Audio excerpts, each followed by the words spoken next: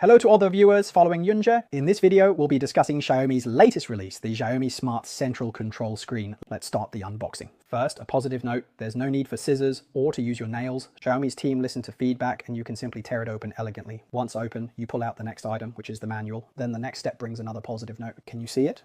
Originally, it was all packed together, right? You had to take it out and pry it open once, but now you don't need to do that. It's separated inside, meaning once you take it out, you can install it on the wall without prying it open again. This is also a positive point, very nice. After taking it out, let's take a look. This is its bottom, and this is the front panel.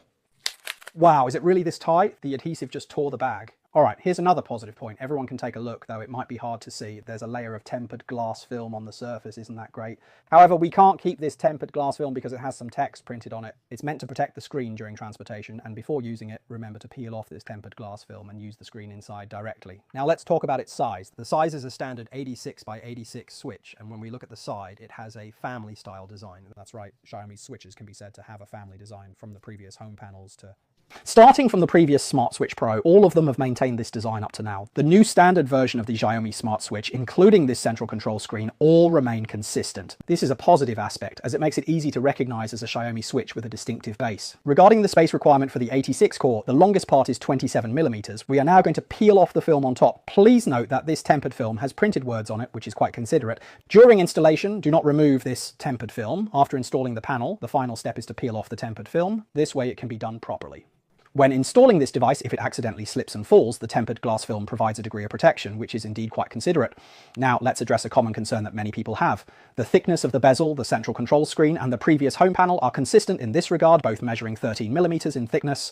Once it's mounted on the wall, I'll verify this and update everyone accordingly. Moving on to the overall appearance, there's an additional physical button located on the upper right. This button can briefly turn off the screen, turn it back on, or restart the central control screen if held down. On the left side, you'll find the speaker for the home panel. The speaker was previously at the bottom, but now the control screen has moved it to the top. On the front, due to its full screen design, it no longer has the 3 physical buttons at the bottom. Instead, there are 2 openings at the bottom for the microphone. The microphone openings on the home panel were at the top, but now the control screen has placed them at the bottom. Let me check. There's a hidden opening here, which is the light sensor. Next to it is a built-in 24G millimeter wave radar. It can perform some functions of a human sensor at short distances, or if installed at the doorway, it can detect when someone passes by and help directly link to turn on the lights in the room. So, for places like door frames, you don't need additional human or presence sensors. For wall edges, you don't need extra human or motion sensors. This suffices. Alright, let's check the back. First, switches with screens like these need a neutral wire. There are 3 switches at the back, meaning it has 3 relays, and each relay's max power shouldn't exceed 400 watts. Also, some users might think like Sister Yun. When this arrived, Sister Yun asked if the panel of this central control screen can be removed and directly installed onto the home screen's base. I checked. No, because the clip for the home flat part is positioned towards the middle. This time, the central control screen has been moved to the sides, so the clip doesn't align, which is something everyone should pay attention to. Then for the bottom part, when we are disassembling, we use a flathead screwdriver to poke inside, and with a little pry, the panel can be lifted. We then remove the panel to look at its interior. Using a flathead screwdriver, poke from underneath, and with a gentle lift, it can be taken off. Once removed, we can see everything is neat and tidy, and it has the same pin-type power supply design. There's not much to see in the strong and weak separation part, except for this one detail. An upward pointing arrow is visibly present, so please ensure not to install it in the incorrect direction when placing it back into the box. When restoring it, be sure to initially hook the 2 clips on the top, then press the bottom to restore it properly. Alright. Finally, let's discuss its color options.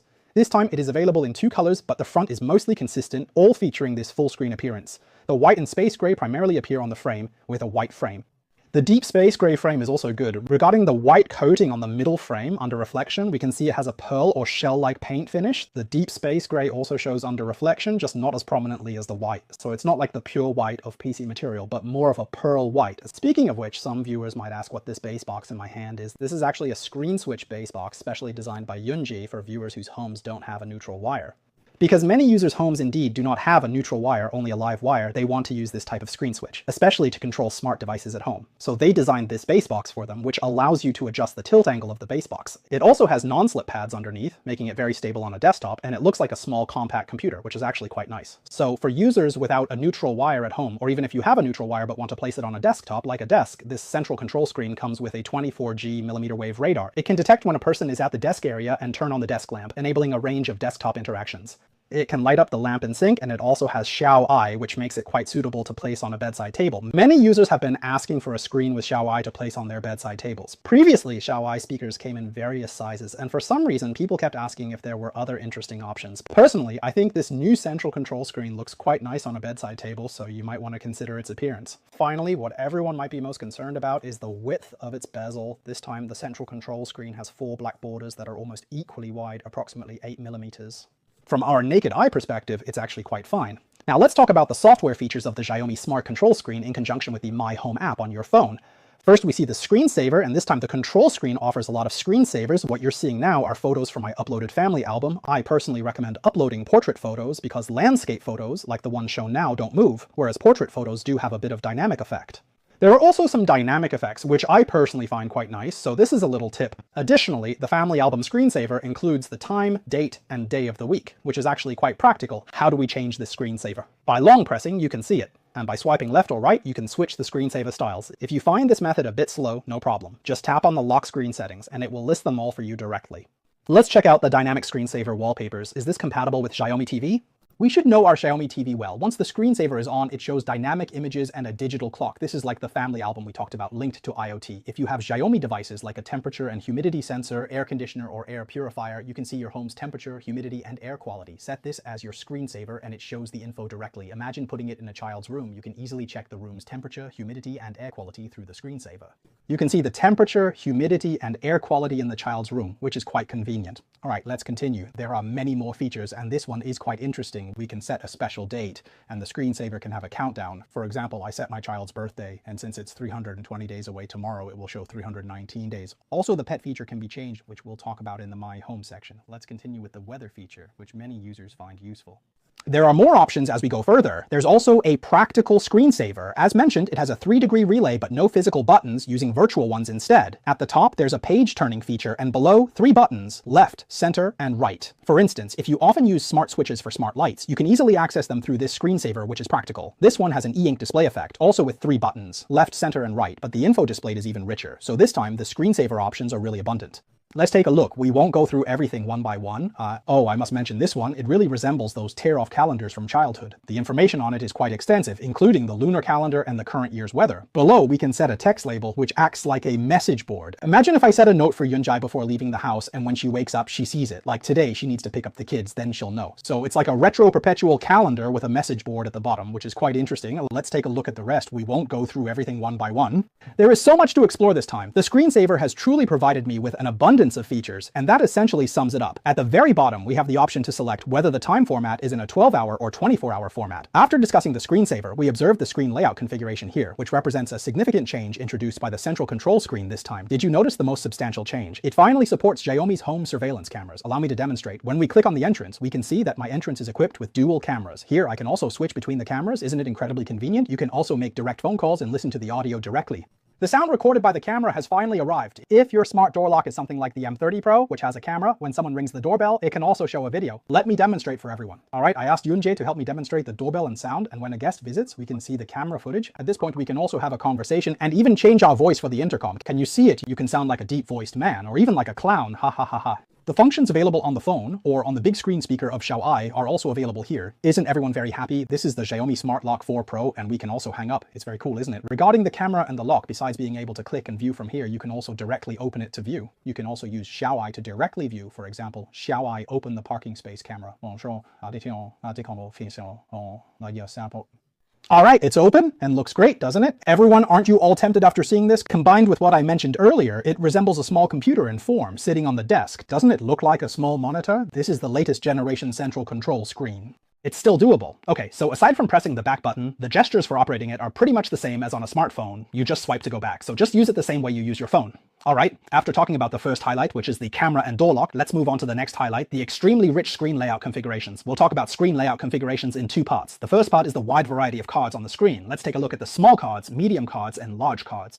In other words, for a certain type of device, you can set it as a small card, which you tap to open and view, or as a medium card. At the same time, you can also use a large card. Almost all devices that can be added here work this way. For example, take Xiaomi's new dining room pendant light. As a small card, it looks like this. You can only tap this one switch to operate it. But with the large card, not only can you toggle the switch, but you can also directly adjust the brightness and color temperature, which is very convenient. If it's a medium card, it's just the switch. You can also adjust the amount, so everyone can flexibly choose according to your own device usage habits, whether a small card, medium card, or large card is better. In addition to the 3 card sizes, there are now even more types of devices that can be added. Previously, on the home panel, I remember that Xiaomi's electric heater couldn't be added, but now it can finally be added to the central control screen. For example, in our child's room, he kept asking me to install a screen on the wall so he could control the heater in his room, but it just wasn't possible before. Now it can be done. With this medium card, we can directly turn it on and adjust the temperature. If you want to open it up, you can do that too and control it directly, so this is definitely a positive update.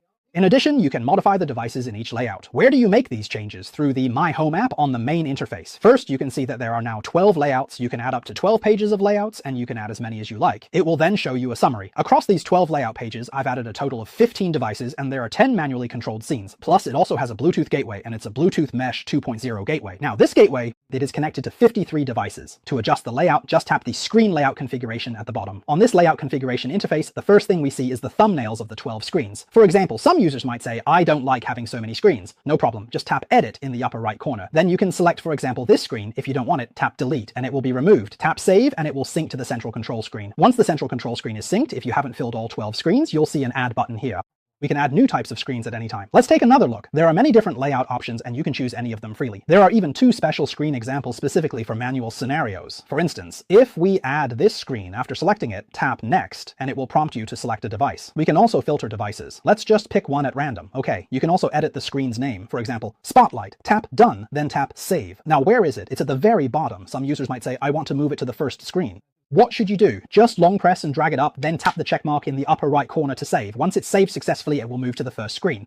It's done. What else can we do on this interface? For example, with this one here, I can swap 2 items by long pressing and directly switching their positions. You can sort them as you like. Also, some users have said, I don't want this curtain anymore. Just tap it and select a new device. For example, let's choose this ceiling light, and it will be replaced with the ceiling light. Once you're done, save it, and let's take a look over here.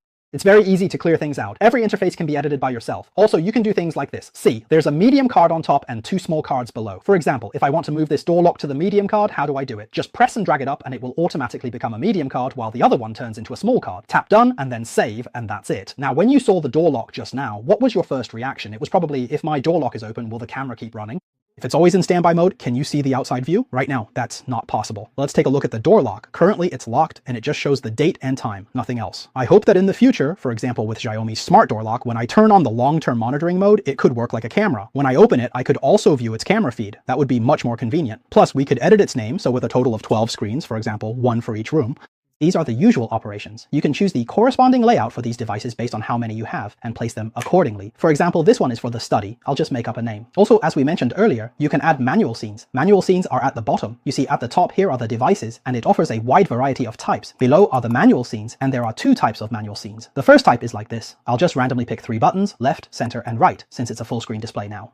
So there are no physical buttons anymore. So if you need to use physical buttons, you have to choose this kind of layout. Then above are 4 manual scenes. We click Done and then Save, and it will appear on the last page here. These are the 4 manual scenes I just added, plus 3 physical buttons. If I delete one, for example, if we want 6 of this type, you just select this one. At most, 6 can be added directly, and they're added to the last page. After adding them, they can be sorted just like devices, so the experience is really, really good. The whole editing process is still very smooth. Okay, when it syncs, it might lag a little, just about 1 or 2 seconds, but everything is here. At this point, some viewers might ask, can all devices be added into the screen? I checked, and actually that's not entirely the case. In principle, devices that support Mi Home Quick Cards can basically be added, but if a device doesn't support it, then when we try to add it, we just won't see it listed. Also, from what I saw, it's mainly some particularly old devices that can't be added. Newer devices, or those that are currently on the market, pretty much all support Quick Cards now. Additionally, when we're searching, we can filter by room, and we can also filter by category, for example, curtain motors. Once you've selected it, it will list all your curtain motors by room. Basically, the vast majority of devices can be added. Now, regarding the screen layout configuration, there's another area here, which is the setting for these 3 buttons at the bottom.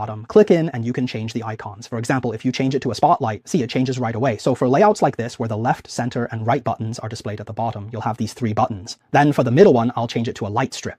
Then change the right button to an exhaust fan. Just like that, it actually looks pretty nice. All right, that's all for the screen layout configuration for now. Let's go back to the screen operation. Earlier, we covered a few gestures. Now let's talk about 2 more gestures, or rather 1 gesture, swiping down from the top. Depending on where you swipe, the content will be a bit different. For example, if you swipe down from the left side, near the Wi-Fi icon on the left, it will always enter the screensaver, and swiping up will exit the screensaver.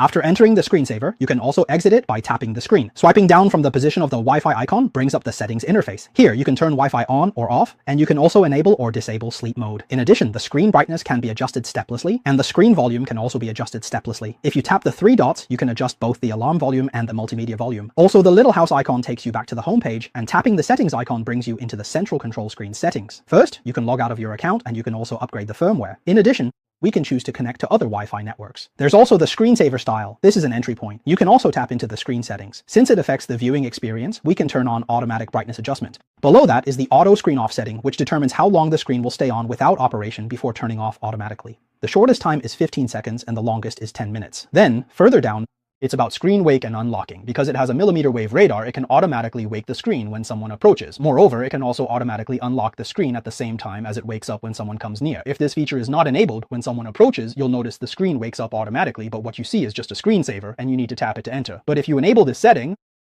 if you turn it on, then when someone approaches, the screen will not only wake up, but also exit the screensaver and go straight to the desktop interface. So you can adjust this according to your own usage habits. Some users say, hey, I just want to look at the screensaver. So you can just turn this feature off. The sensing distance can also be adjusted. The farthest is 1 meter, medium is 0.6 meters, and near is 0.3 meters. Choose the appropriate distance based on where you install the device. This sensing distance isn't about detecting a person's presence, but rather the distance at which the screen will automatically wake up or, the distance at which the screen automatically unlocks as it lights up. Alright, let's continue. Next is touch feedback. Right now, every time I tap the screen, there's a notification sound like ding ding ding. If you find this annoying, you can just turn it off. Moving on, there's sleep mode. We can set it to turn on at scheduled times, so just set it according to your own daily routine. Once sleep mode is enabled, the screen will turn off very quickly when there's no operation, and the notification sound will become extremely quiet, almost inaudible. So just set it up according to your own lifestyle habits. Next, we have family broadcast. Family broadcast is a feature of the Xiaomi speaker, so those who are used to the Xiaomi speaker will know about it. We'll talk more about family broadcast in a bit. Then there's login and conversation, which are both Xiaomi settings. It supports continuous conversation, which is something many users have long hoped for in the Xiaomi speaker, and now this little device supports continuous conversation as well. There's also the response sound, so for example, when we call out Xiaomi, it will reply, I'm here. If you don't need this, just turn it off. If you want confirmation, keep it on. Then there's permission management.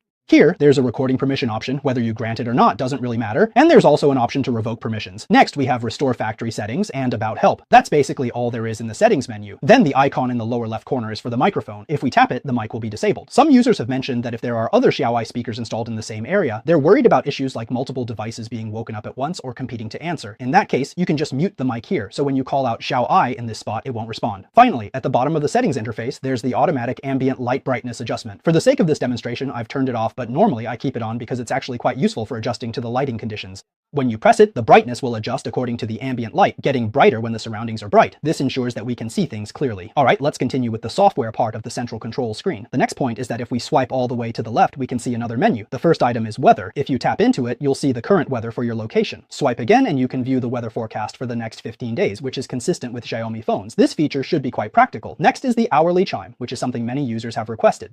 If you don't need it, you can just turn it off. If you do need it, turn it on. The highlighted sections indicate that at those hours, it will chime on the hour. If there's a particular time you don't need, just make sure it's not highlighted. Simply deselect it. Alright, moving on, the next feature is the calendar, which is also a practical function. Right now we can see November 2025, we can swipe left or right to flip through the months, and if we tap on a specific date, it will expand to show the date, the day of the week, and the lunar calendar as well. Alright, next is the alarm clock. Some users might find this useful. Actually, it's more convenient to set alarms using Xiaomi than setting them here, but once you go into this feature, you can set the time for the alarm to go off, and for repeating, you can also choose to have it ring just once. Whether it's on regular workdays or official holidays every day. Then you can also customize. Customization means you choose which days to ring and which days not to. Everyone can make a choice based on their work schedule. Okay, let's move on to the next one, family broadcasting. Family broadcasting means if you have a Xiaomi speaker at home, you can use this to make other Xiaomi speakers play what you just said. Netizens who have used family broadcasting should know. Did everyone see? There's no return button anymore, so we'll need to use this gesture to return. And the last one is family album. These are the photos I've already added. If you want to continue adding, there are two ways. The first way is to click this plus sign. It will provide a QR code and tell you that you can use WeChat to scan and upload photos. Another way is to upload directly through My Home. Alright, we've basically covered this screen part. Now let's talk about Mi Home on the phone. Okay, let's continue looking at the My Home part. The settings for screen off and lock screen here are basically consistent with the screen settings we just talked about. We won't repeat this part. Then, below, the voice settings. This looks familiar to everyone, right? It's actually the same set as the Xiaomi speaker. Conversation records, then device control. A key point to note here is device control.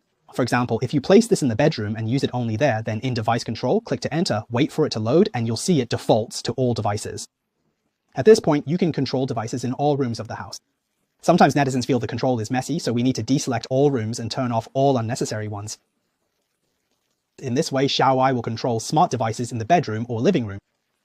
Additionally, apart from room permission authorization, we can also select controllable devices. It defaults to all devices. Let's close it first, then we can use filtering. Everyone can choose according to their situation. For example, which devices you want Xiaomi to control and which ones you don't, you can select here. Okay, another important point in this interface is Xiaomi's training plan. Sometimes netizens say that when using Xiaomi voice control, they can't control the target device they want. At this point, you can create a Xiaomi training plan. Basically, it means you tell Xiaomi, when I say something, you do something for me. And what you say can be colloquial. For example, you and your family can use a very colloquial voice command, and you can set multiple voice commands here. Regardless of which one you say, it will execute the command for you. You make it execute an action. Simply put, that's what it means. All right, let's keep going. Below is the log. You can see right-click open, right-click close. Detected someone, detected no one. This indicates that its millimeter wave radar is functioning. And then further down is scheduling. We won't go into detail about scheduling, as it's been covered many times in previous videos. In the 3 dots in the upper right corner, first is more device information. This device is a Wi-Fi device supporting Wi-Fi 2.4 GHz and 5 GHz. Then we can rename it and change its assigned room. Then the next one is the Bluetooth mesh gateway. We can turn its Bluetooth mesh gateway on and off. If your home's central gateway coverage is fine, whether it's a router's central gateway or a real black box type central gateway, you actually don't need it and can turn it off. Turning it off should actually help its smoothness and stability. All right, let's continue discussing. The left, middle, and right buttons in device control can be configured. We can convert a button into wireless switch mode. After converting to wireless switch mode, for example, the left button is converted, then pressing it. Its interrupter will not cut off the power anymore. So now the left button has essentially become a scene switch, a wireless switch. If we revert it back, pressing it again will make a clicking sound. This clicking sound is the interrupter toggling power on and off. So for example, if all your circuits or these 3 circuits are connected to smart lights, you need to convert all 3 buttons to wireless switches. This way, pressing these 3 buttons won't cut off the interrupter's power, keeping the smart lights online. After converting to wireless switch mode, we can create automation scenes in My Home so that when the left button is pressed, it controls which device to do what. We'll get to this shortly. Speaking of automation scene linkage conditions, we'll discuss that later. Let's continue with more settings. The first is the microphone switch. After you turn it off, a corresponding small icon will appear on the screen, indicating that the microphone has been turned off. Then there's the touch sound effect, which we already mentioned in the previous settings. For the human presence detection, you can go in and turn it off. That is, you can disable the 24G millimeter wave radar. If you turn it on, there are 3 settings below. The sensitivity for detecting human presence is set to standard by default, and it's recommended that you use the default setting first. If you find the default works well, there's no need to change it.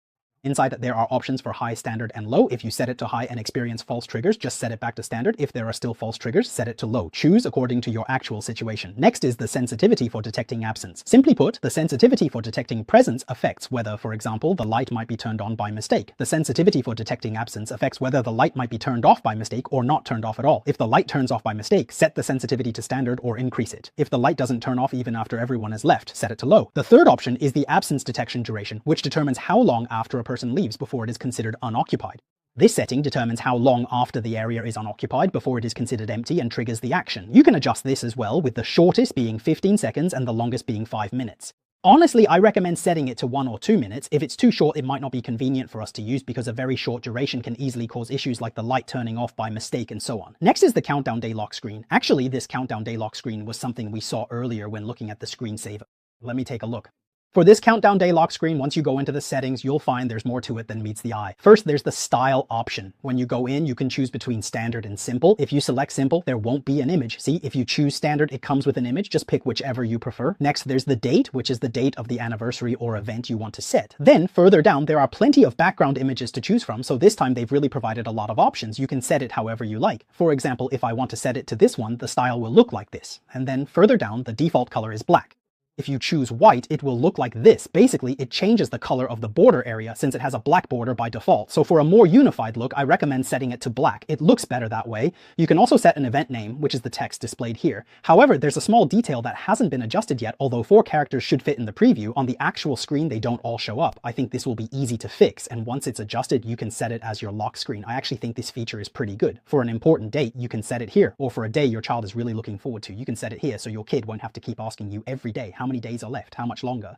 It gets pretty annoying, right? Let's look at the next part. There's another point to add. Regarding human detection, people often ask about the sensing range of this millimeter wave radar. Actually, if you look here and click directly, there's a detailed explanation. The maximum range is 3 meters and the sensing angle is 120 degrees. On both sides, it's 2 meters, so it's really designed for close range detection. Personally, I think it works best if you place it by the door or on a desk. That way it's more effective. If you put it in a large area or if the distance exceeds 3 meters or is right at the 3-meter limit, it might not be very accurate. So choose the installation location and how you use it based on this information. Next, let's take a look at the Xiaomi Smart Central Control. The automation linkage conditions for the Xiaomi Smart Central Control screen are as follows. First, the trigger condition is when someone is detected, and in parentheses it notes that the human presence sensing must be enabled. If you turn it off, then this trigger condition becomes invalid. There's also the condition for detecting no one. Make good use of these two. Below that, you have options like right button off, right button on, middle button off, left button off, and left button on.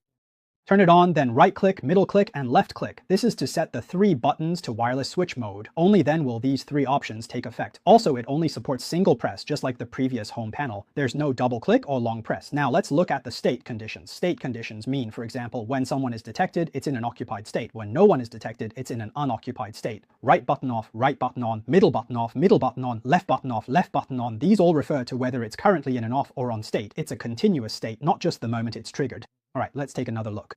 Execution conditions refer to actions like turning off the right button, turning on the right button, or toggling it on or off. The same applies to the middle button, turning it off, turning it on, or toggling it. The left button works the same way. Next, there's the speaker mute function. If you're worried about noise or if it gets too loud, you can set it to mute automatically. There's also volume adjustment, where you can set the volume to a certain percentage. The next option is to enable or disable the microphone. Below that, you can turn on or off the auto screen off feature.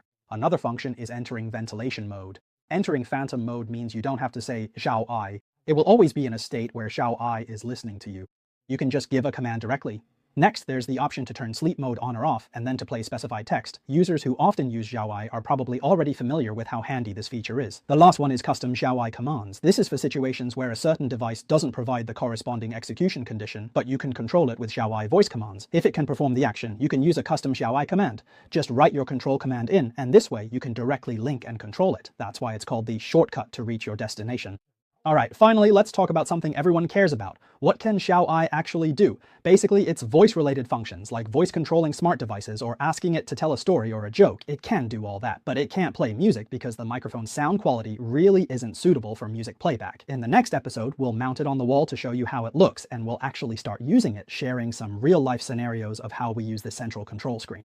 Alright, in this video we've gone through the Xiaomi Smart Central Control Screen. Personally, I think in terms of smoothness, practicality, and aesthetics, this central control screen is actually quite impressive. So I recommend you pay special attention to it. If you have any questions, feel free to leave a comment below. Your likes, follows, and comments are the biggest encouragement for us. Thank you all for supporting Yunjie. See you in the next video. Bye bye!